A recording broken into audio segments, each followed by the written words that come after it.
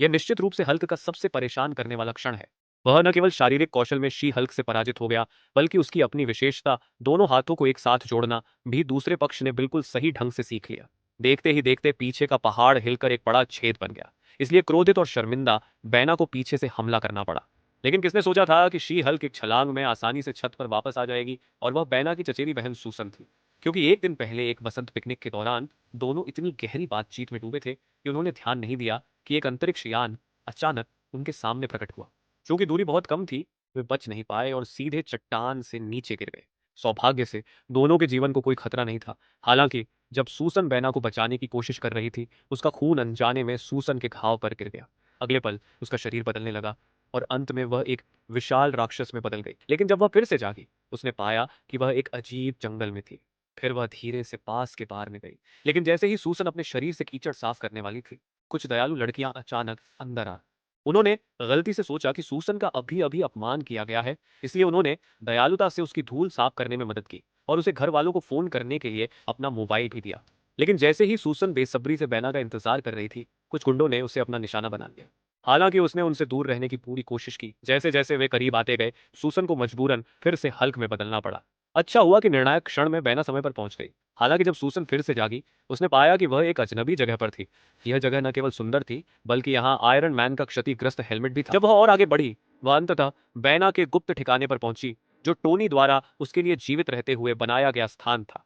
हालांकि वह हमेशा मजाक में इसे वापस लेने की बात करता था, लेकिन स्पष्ट रूप से अब ऐसा होना संभव नहीं था।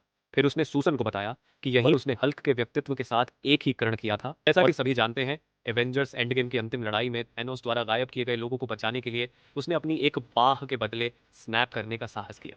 हालांकि वह सभी गायब लोगों को बचाने में सफल रही, लेकिन इसके कारण उसने एक बाह खो दी। लेकिन उसने कभी नहीं सोचा था कि सूसन के रक्त में एक विशेष तत्व छिपा है। और हाल ही में हुई कार दुर्घटना में उसका खून अनजाने में सूसन के शरीर में प्रवेश कर गया, जिससे वह भी हल्क में बदल गई।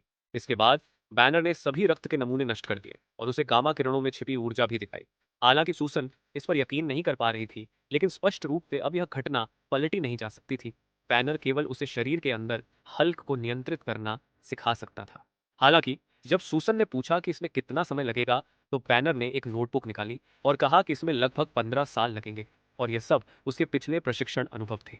सूसन को एक बंद कंटेनर में ले जाया गया और वह यह समझ भी नहीं पाई कि क्या हो रहा है, जब बैनर ने अचानक स्विच चालू कर दिया और चारों ओर से अलार्म बजने लगा। अनगिनत विशाल दांतेदार पहिए उनकी ओर बढ़ने लगे। देखते ही देखते सूसन को दीवार के कोने में धकेल दिया गया। लेकिन इस आपातकालीन स्थिति में एक जोड़ी बड़े हाथों ने अचानक विशाल दांतों को चूर चूर कर दिया। यह बैनर के लिए अकल्पनीय था, क्योंकि उसने अपने दूसरे व्यक्तित्व से 10 से अधिक वर्षों तक संघर्ष किया था, और सूसन बिना किसी दुष्प्रभाव के पहली बार ही रूपांतरण पूरा कर चुकी थी। बैनर को मजबूरन प्रशिक्षण योजना का एक हिस्सा फाड़ना पड़ा।